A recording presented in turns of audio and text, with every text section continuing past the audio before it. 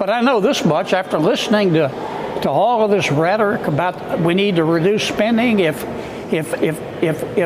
every Republican doesn't vote for it, we ought to hide our head in the bag, man.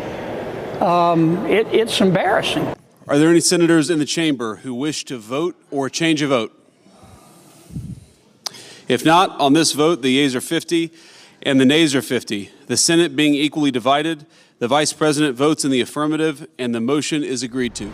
So major news tonight out of Capitol Hill after the Republican Senate has finally voted to codify the first round of DOGE cuts, and this came in the form of a $9 billion rescissions package that defunded notably USAID, NPR, and PBS. And this essentially stands as the first landmark accomplishment in the effort to permanently codify much of Trump's first 6-month early on agenda, of course, using some of the icons, some of the shining symbols of the DOGE effort to cut out waste, fraud, abuse, and corruption from our government in the form of the infamous USAID as well as NPR and PBS funding. And that obviously is a good development. Now, that said, I wish this all came drama-free. I wish we could say that easily. I mean, I'm not exactly sure what Republican could possibly be in defense of funding any of these three agencies. We're not exactly talking about things that are super conservative or right-wing coded in any way, which is to say this should have been relatively simple, but of course it is never that easy because this came tonight with intense drama after apparently JD Vance had to step in and break a 50-50 tie after we got 3 notable defections from GOP senators, which we'll tell you about here today because as usual, as I so often say, as I was talking about when the USAID stuff was all coming up, there are many Republican senators out there who are in on the same exact corruption and shady special interests that, link back to the USAID, interest in government contracts, right? A lot of the vain attempts at nation building, weird, donations to non-government organizations, all this stuff. But with all that in mind, I also today want to ask the question, okay, does Elon Musk have anything to say about this, right? Because on one hand, he's obviously berating the administration, berating the Republican Congress for not doing anything to permanently solidify DOGE. So is he celebrating it, even if it's a minor victory? And I understand this is supposed to be just the beginning of those rescissions, but at all, taking note of the fact that his DOGE cuts here just became a permanent law in our Congress. Of course not. I'm going here on his timeline. I see him saying nothing about it. But even simultaneously, if you want to take the revolutionary angle, another question I had is, which is, instead of wasting time on a third party that is simply going to divert votes away from Republicans in general elections and hand an electoral supermajority to Democrats, which I guarantee you will do absolutely nothing to cut down on government waste. In fact, they will likely vote to refund these very 3 entities that we're talking about here today. Why not, if you're really pissed off, launch your money and your effort and your time into primary challenges against specifically senators like you see the 3 here who are voting against your very DOGE cuts. And yet we have no word from Elon Musk on that front as well, because as I tried to make the case at the time, I'm not sure how much of this is really about him truly, having this genuine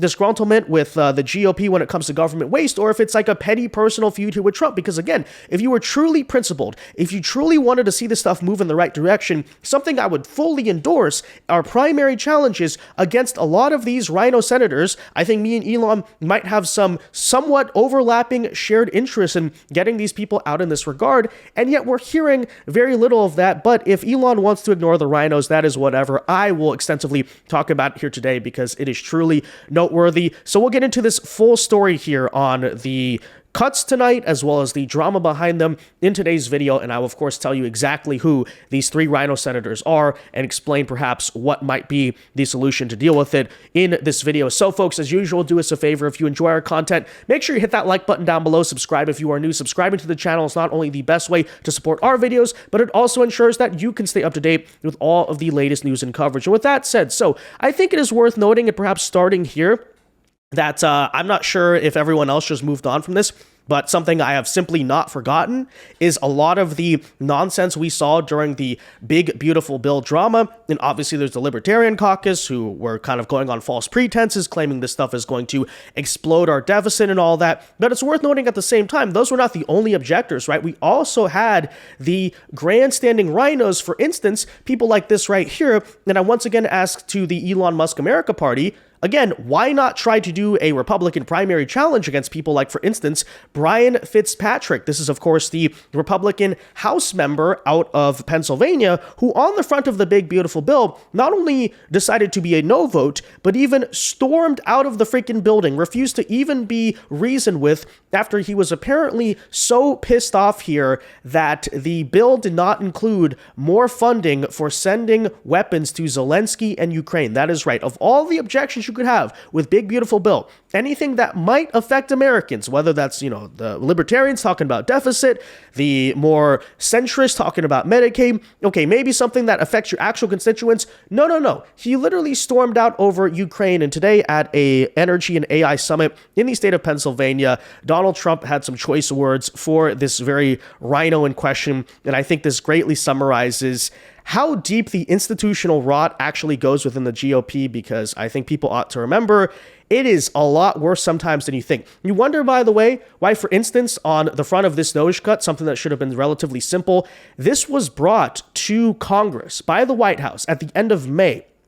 It is now June 15th, and finally the Senate is passing it. Again, something that should have been simple. Why is that? Because these RINOs, some of them directly vote no. Others of them, though, basically try to cause all these problems in committees. They try to grandstand and all this stuff. And this is a repeated cycle that, again, I say, if Elon really wanted to be serious, he should be fighting this. But anyways, take a listen. People and Guy Reschenthaler, these are great people. They're warriors. They fought with us. They voted with us. We only had 2 negative votes. I didn't invite those 2 guys to anything. We had a guy named Rand Paul Jr. He's known as Rand Paul Jr. in the House. He always votes no. And we had somebody else. I did him a big favor, and I said, well, he's not going to, sir, I don't think so-and-so is going to vote. I won't mention his name. And I said, no, he's going to vote because I did him a very big favor, very personal favor, as big as you can get, having to do with death and life. But having to do, no, he's going to vote. Don't worry about it. Okay, sir, if you tell me, but I don't think we're going to get his vote. Don't worry about it, I said. I know what I'm talking about. Don't worry about it. And sure as hell, he voted against us. And I said another one down, another great move by Trump. Anyway, so much for favors. It's welcome to the world of politics, right? Right, David? We know about that. Imagine that, too. This is a representative out of a swing district in Bucks County, Pennsylvania. You might say he's a swing district, so he wants to find the reason to be the no vote, because maybe Medicaid, maybe something domestically is controversial with constituents. Okay, that's fine. I understand that to an extent. But the idea that voting no because of an issue that has no direct impact on your constituents, that's what you want to be known for, that's what you think is going to help you politically, that is an implosion. As a matter of fact, we could probably write off Brian Fitzpatrick's chair right now, his seat right now, in 2026. Because not only has he lost favor with MAGA, what has he gained? Are any centrist voters or any Democrat-leaning voters going to be flipping sides now because he voted to keep Ukraine but still otherwise is a Republican? I don't exactly think so. But again, this is the behavior you see. Now, transitioning to tonight's vote, just noting there, I still have not forgotten about what happened earlier this month. Again, you would think it would be relatively simple. However, according to, as noted here by Senator John Kennedy, even when this was being debated privately within committee, there were massive problems, which again raises the question, how could Republicans possibly be fighting this hard to keep USAID, keep NPR and PBS, really raising some serious questions about the type of rot that's within our party? I mean, are these people even conservative remotely whatsoever? What do they actually believe? But that's exactly what I'm raising here. Take a listen here to Senator Kennedy describing what was going on in the private meetings before. I presume a lot more of the RINOs were having problems, but in the end, they basically all caved and got in line, decided to be team players because, hey, we don't want to do so publicly. But no. I think anyone who was even remotely questioning whether this was a good idea, a relatively simple $9 billion DOGE cut to some of the worst funding, if you're a Republican, if you're conservative, in our government, all the people who are raising questions about this ought to be named and, frankly, ought to be primaried, assuming they're not from some type of super purple state. Take a listen here. Well, I'm embarrassed to say I don't know. We had a luncheon meeting today. OMB Director Russ Vogt came over and tried to explain the bill. I was pretty discouraged after the meeting. I would describe the meeting as organized grab ass. I mean, a million questions of Russ, a lot of whining. Put this in context. The president's asking us to reduce spending by $9 billion. Yeah, that's a lot of money, but that's 0.1% of the budget. And the spending he's asking us to cut is stuff like $3.6 million for male prostitutes in Haiti, $3 million to buy condoms in Zambia, $500,000 to buy electric buses for Rwanda, just a bunch of spending porn. And I've listened to my Republican colleagues. I love them all. But I've listened to them for years, and certainly for the last 100 days since President Trump was elected, talk about the need to reduce spending. And here we are on the verge of the vote, and I don't know if it's going to pass. But I know this much after listening to all of this rhetoric about we need to reduce spending. If every Republican doesn't vote for it, we ought to hide our head in the bag, man. It's embarrassing. Absolutely, it is embarrassing, but I will venture to guess there is a very, very simple reason why this is the case. Because as I talked about back when USAID was this big thing, and it was kind of perplexing almost. Of all the issues with DOGE and Trump and everything that Democrats could be in the streets furious protesting about, they could be losing their minds. Why go after this relatively random agency that no one has ever heard of before? And you look into the spending of it, it's just very strange, right? What are all these NGO contracts going to? But as I long made the case for, this is exactly an example why, again, they were so mad about this, is because it is a shining icon of the revolving door that I've talked about many times. And what exactly does that mean? Well, when you see, for instance, USAID giving a government grant, a bunch of money to some random NGO nonprofit that's doing some random bogus BS, and it's like, what is this for? Why does this need to exist? How much of it is going to salary and payroll? I think you know the answer there. But what is the situation? Is that, well, the money goes to the NGO, right, from the government, USAID indirectly, right, to the NGO, I should say. The NGOs, likewise, have related political action groups, right? You're talking about 501c4s, PACs, just ways that money, gets around, maybe some favors for people, etc. Indirectly, that money goes back to the politicians. Why? Because you have the revolving door, right? Very often, they'll basically send the money back to the politicians as a campaign donation. That's very common, sometimes even directly, who knows, but, campaign donation. And as a result, that politician, when they're elected to Congress, will ensure that you keep funding that random nonsense through the government grants, through USAID. Now, that's long been my theory as to why Democrats are so passionate about the Sesame Street in Iraq and all this random nonsense. But it's worth noting here, obviously, the Democrats are far from the only people involved in the revolving door. You have plenty of Republicans going through the same thing. And while there maybe are some delineations in terms of these groups tend to be more Republican revolving doors, these are more Democrats, USAID, very likely the reason why there was so much contention behind the scenes, probably you'd have to imagine a revolving door that was involved in both parties. I mean, it's not exactly like the Republican Party is totally exempt from the bogus phenomenon of failed nation-building projects around the world in the past several decades, okay? We remember the Bush administration. We know what the historic neocon stood for, and it really is the same exact stuff. But with all of that in mind, that of course brings us to the vote tonight, where the $9 billion DOGE cuts had passed in the Senate after JD Vance cast the tie-breaking vote. And particularly, now you're wondering who those three RINO senators were. Particularly here, it was Senator Susan Collins out of Maine, Senator Mitch McConnell, and Lisa Murkowski out of Alaska. Now, here's the situation, right? You look to all of them. Susan Collins is the one I can sometimes forgive, right? Because she is out of Maine. She's obviously in a deep blue state. Usually they coordinate beforehand. Hey, who are the no votes? Who are the yes? Susan Collins is relatively a team player in this regard. Her no vote is performative. So, okay, we can take her off the table because obviously you cannot get some type of MAGA senator up there. And again, kind of a team player. Now that said, Mitch McConnell, okay, it's worth noting, is retiring. So, it is what it is on this front. He will retire in complete RINO neocon disgrace. However, I once again pose the question to Elon Musk and the America Party. Okay, so why not ensure that a true America firster takes the Senate seat in Kentucky in 2026? Because that's going to be an open primary. It's unclear who's going to take it. Some are saying Scott Jennings. There's some other candidates potentially in mind.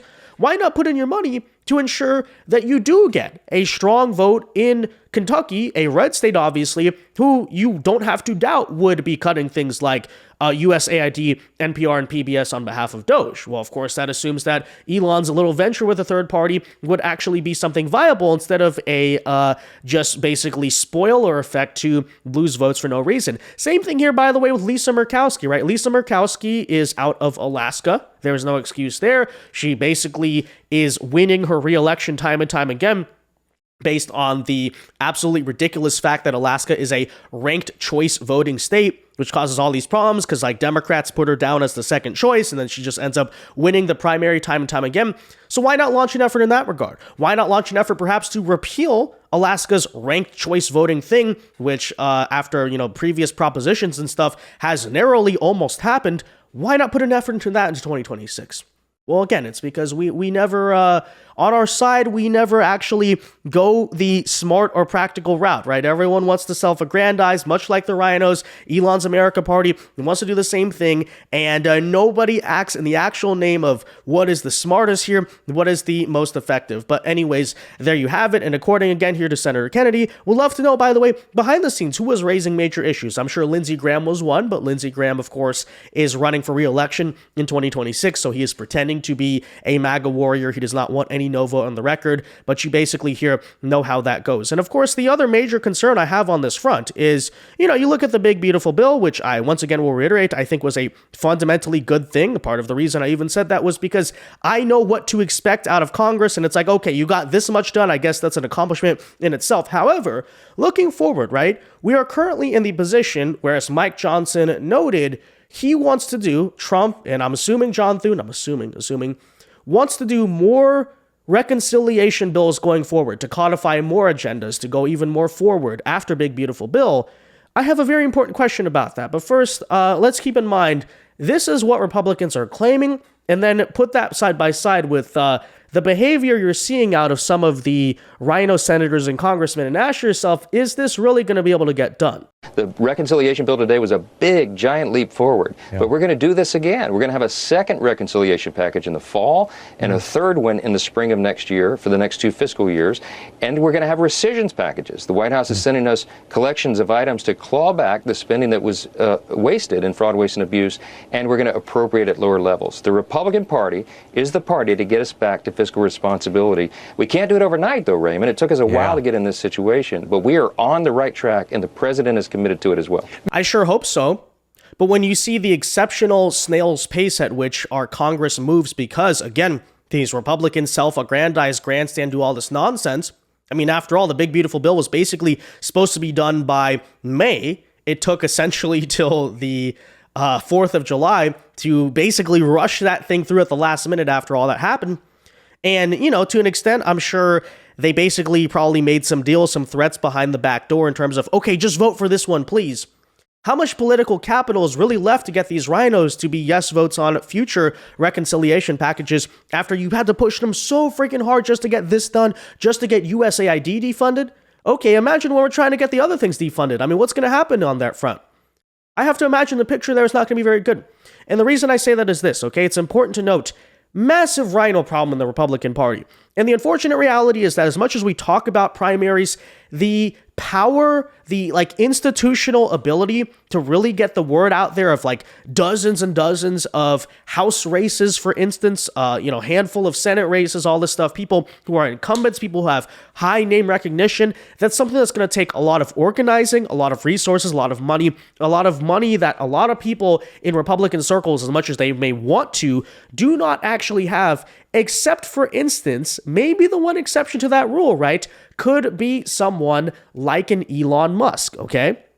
That's the thing about this. If he wanted to really be serious about this, okay, he, more than perhaps anyone else in the country or the world, could be instrumental if he wanted to in launching successful primary challenges against most of the RINO grandstanders in 2026. Start with Fitzpatrick, start maybe with ensuring that the Kentucky Senate seat goes to someone that you support, all this stuff, right? But of course, he is not doing that, okay? So just another situation where, unfortunately, I mean, I'll try to make all the videos I can, but frankly, I don't think this problem is getting solved anytime soon. And so, Trump is kind of this ringleader of the party. And so that's certainly a good thing. But what do you do once he's gone, right? All these RINOs, you can fully expect, much as they wanted to do, I'm sure some of them were secretly hoping Trump would lose in 2024, so that way they could recommandeer control of the party, because their politics are not in line, their values are not aligned, and they're essentially all a bunch of Trojan horse, wolf in sheep's clothing, and that is, of course, how it goes. But with that said, guys, let me know your thoughts on all of this in the comment section down below. What do you think of the RINO problem in the party? Do you see any realistic solution to it anytime soon? Let me know. Be sure to leave a like on this video, subscribe if you are new, and until next time, God bless and peace.